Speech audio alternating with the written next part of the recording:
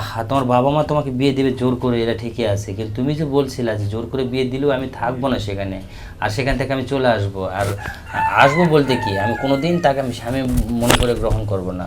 তুমি কেন এই কাজটা করলা বলো? Hello, hello.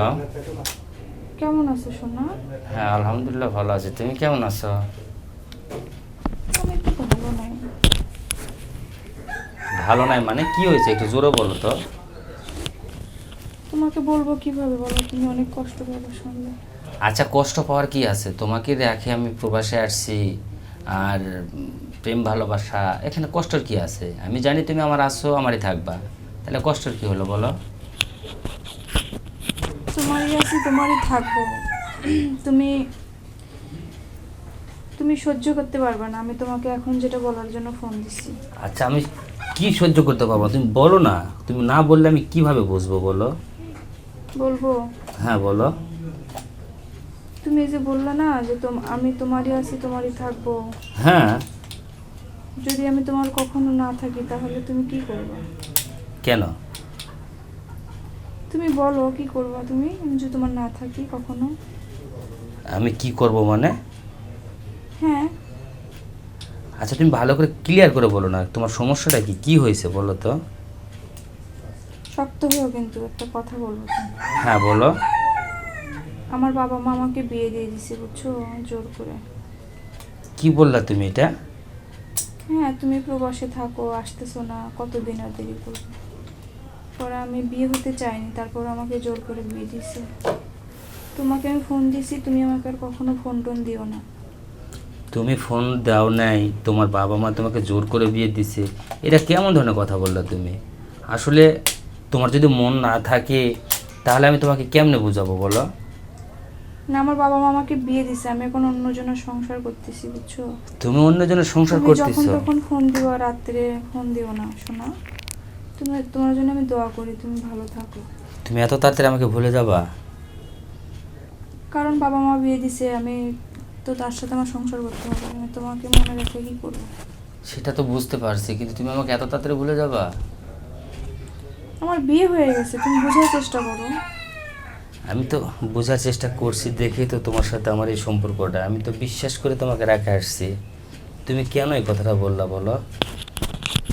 আমি তো তোমার বিশ্বাসেই ছিলাম, কিন্তু তুমি হচ্ছে যে কয়েকদিন ফোন দাও নাই, খবর নাও নাই, আর আমার বাবা বিয়ে দেখে আমাকে বিয়ে দিয়ে দিছে। তুমি এটা এখন তুমি কেমনে? যখন তখন ফোন দাও, এই জন্য আমি তোমাকে এখন ফোন দিলাম।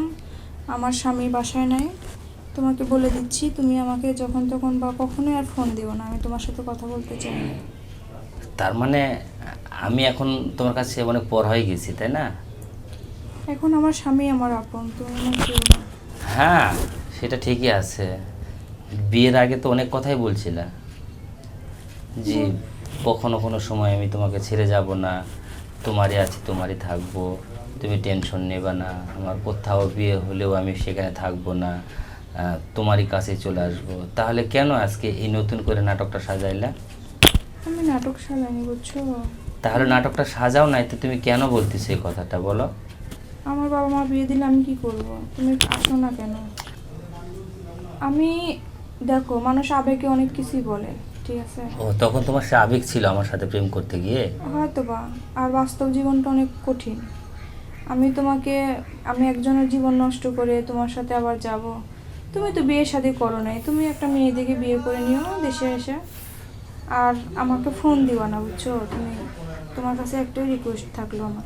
আমি তো জানতাম তুমি এরকম একটা কাণ্ড করে বসবা, কারণ বিয়ের আগে অনেক কথাবার্তা অনেক কিছুই বলছিলা, আমি তো সাদা সহজ সরল ভেবে তো তোমাকে আমি অনেক কিছুই দিয়ে কাজ পার করছি, আর আজকে তুমি সব কিছু ভুলে গিয়ে আমাকে ফোন দিবাটাও পর্যন্ত নিষেধ করতেছো, তাহলে আমি তোমাকে কি ভাববো বলো? দেখো, তুমি কি দিছো না দিছো এটা খোটা দিও না, কারণ ভালোবাসলে মানুষ দেয়, ঠিক আছে। তো হ্যাঁ, কেন? তুমি আমাকে এত ভালোবাসো, তুমি শোনো। বাংলাদেশে আসতা, আমাকে বিয়ে করতে, তুমি শোনো আসো শোনো, না, আমি কি বলি, করবো? আমি একটা কথা বলি, মানুষ মানে এমন কোনো কিছুর আশার বিনিময়ে তো মানুষ মানুষকে কিছু একটা দেয় তাই না? তাহলে এটা খোটার কি হলো? আমি তো তোমাকে পাবো, তোমাকে নিয়ে আমি সংসার করবো, এই আশার দ্বারাই তো আমি তোমাকে সেই জিনিসটা দিছি, আর সেটা তুমি কিভাবে বেইমানি করতে পারলা বলো? আমি বেইমানি করিনি, তুমি আমাকে ভুল বুঝো না বুঝছো। তোমাকে বারবার বলতেছি আমার বাবা মা বিয়ে দিয়ে দিছে। আরে বাবা মা বিয়ে দিয়ে দিছে এটা ঠিকই আছে, কিন্তু তুমি তো তার কাছ থেকে চলে আসার কথা ছিল। না আমি যাব না। যাবে না, ঠিকই আছে, সংসার করতেছ, জীবনে অনেক কিছুই করবো, আরও দোয়া করি। দোয়া করো, আমিও তোমার জন্য দোয়া করবো, তুমি যেন ভালো একটা বউ পাও। ঠিক আছে? আচ্ছা ঠিক আছে, বউ হয়তো জীবনে আর নাও হইতে পারে, কপালে নাও জুটতে পারে। কেন? কারণ আমাদের মতো প্রবাসদের জীবন কষ্টেরই জীবন, তো আমি চাই না প্রবাস জীবনে আবার বিয়ে করে ওই মেয়েটাকে আমি কষ্ট দিয়ে থাকি। যা কষ্ট পাওয়ার নিজেই পাই, এখানে কোনো কিছু করার থাকে না। দেখো তুমি মন খারাপ করো না, আর আমাকে ক্ষমা করে দিও। তুমি যদি দেশে থাকতা তাও তোমার সাথে পালিয়ে যেতাম, তুমি তো প্রবাসে আছো। শোনো, আমার সময় বর্তমান আর মাত্র 15টা দিনের ব্যবধান।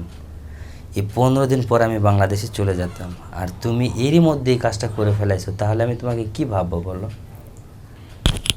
আমার তো এখানে ভাবার আর কোনো কিছুই নেই। তুমি যেটা ভাবছো, যেটা ভেবে নিছো, সেটাই তোমার কাছে ভালো। Okay fine. আসলে কি, তুমি মনে কষ্ট নিও না, আমাকে মাফ করে দিও।